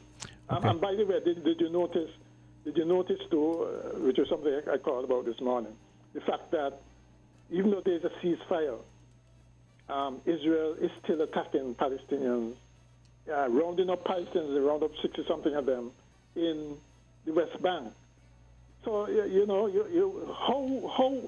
how would you ever get peace with that kind of I feel like Netanyahu probably feels like a lot of the stuff he's doing is going to be okayed by Trump, that Trump is going to turn a blind eye. Exactly. He's going to, but he's surprisingly, he said something last night. The Middle East is not our fight. Mm-hmm. You know? In other words, let Israel deal with them, or at least that's the interpretation Israel might think. Let Israel deal with them. We don't have to get involved. We just have to, I gotta go to a break. But quick before you go, what do you think is going to happen with the Russia-Ukraine thing? He sounded, he was kind of he basically was, well. What do you think about? I think he's gonna really try to get a peace settlement. I think. But you think he's gonna get Ukraine to concede territory? Yeah. I think, and similarly, I think that's what's going to happen. And similarly, Russia is going to have to make concessions. That's what Trump's mean by a deal. Concessions like right? what? What do you think he? But Putin is. You don't understand. Putin has testosterone for blood. I don't know. No, but like you said, he's weakening Russia. He's right with that. He did say that. You can't go on. This is third year of the war. Yeah. You can't go on forever running a country like that. He's running Russia into the ground. Trump was right in that respect. Yeah, and that's true. So if he offers Putin a way out by saying, okay, you make this concession, and Zelensky gonna make this concession, and we may get a deal done, and the war stops. Because as it is, you'll end up with a 10-year war of attrition. I feel like just the fact of bringing North Korea into it, I feel like they should have gone in and just handed Russia its ass and tell them to leave. What do you mean? What do you mean? That's exactly what I mean. How would you do that? What do you mean? You put in like 100,000 troops from NATO? Who put in 100,000 troops? NATO. From who? From NATO. where? Why? You kidding? They're not going to do something like that, Jamsta. Why not? You're talking about World War III. Exactly. We don't need that right now. No. No more trouble. No, because Putin needs to be taught a lesson. Well, he's been taught a lesson already, but he's not. Right. He hasn't gotten the memo. No, but Putin is not going to be there forever, right? They just like in Gaza, the unfortunate thing, the unfortunate truth is the war will eventually come to an end. The question is how many innocents, what cost to finally bring it to an end? And we're wasting precious time with this. Let the two sides negotiate. I think China had some kind of, somebody mentioned that to Trump, actually, that China had some kind of deal or some kind of... China and Brazil had some suggestion. Yeah. Oh, did you notice that he thought Spain was part of BRICS? Yes. Instead of South Africa? I don't understand, yes. I don't understand this guy. You'd expect a president to at least I caught that. The man don't care.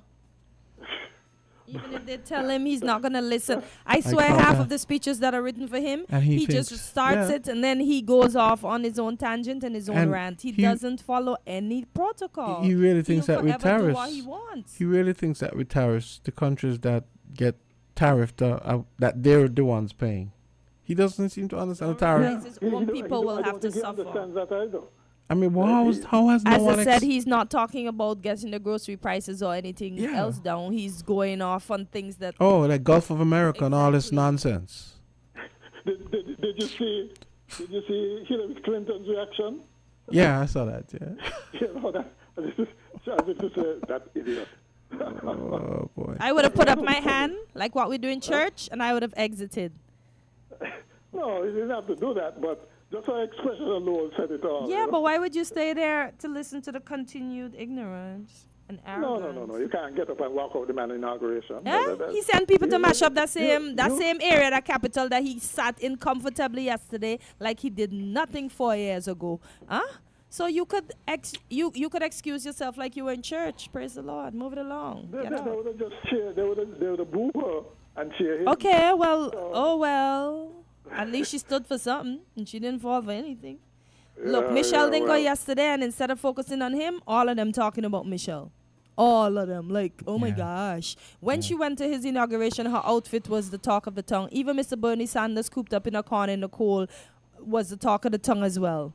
So, like, and then he didn't go to Mr. Biden. So what's the big fuss that she didn't present herself yesterday? We just have to hold our noses for another 4 years of Republican Jesus. R.J. Trump, Republican Jesus. I don't. Yeah, but that too will pass in 4 years. Yeah. Okay. Okay. Yeah. So. Pretty good show, you think? No? It certainly was. I guess we're not taking a break. But I see something here from Business Insider. It said billionaires got prime seats to Trump's inauguration ahead of his own cabinet and lawmakers. Yeah, let that sink in. Yeah. He needs. Yeah. Yeah, and I mean, irony is talking about doing a executive order. What? I guess reaffirming freedom of speech. What does that even mean? No, I can't.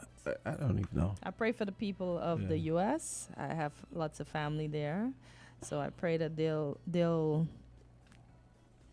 tether well during this 4 year of his tenure.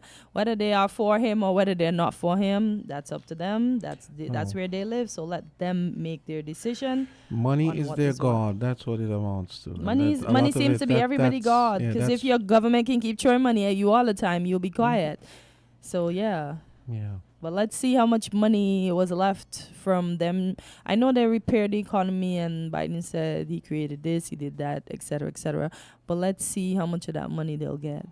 Let's see how long his tune that he had during his campaign. Imagine that man had a rally after before his inauguration. What sense does I use, as they say, narcissistic behavior? Good luck to him in his 4 year tenure. I will not get another gray hair on the account of fussing over Mr.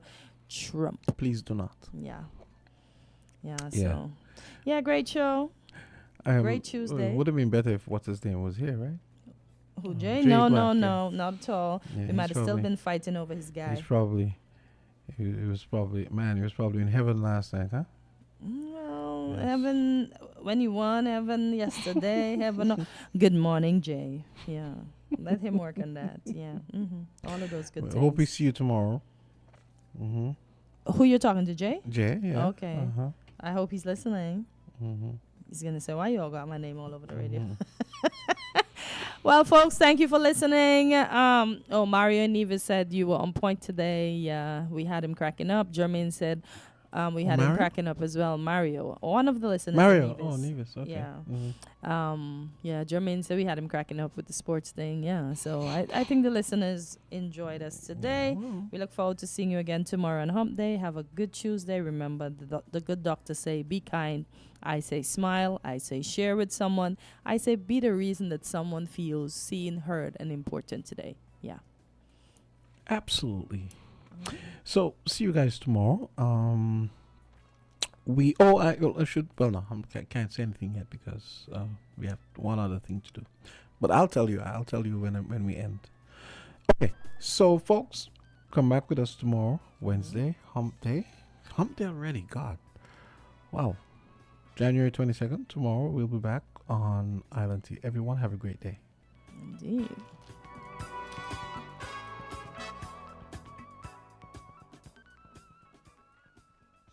Oh, I've got this feeling to high-five the sun, dance in the rain, and have my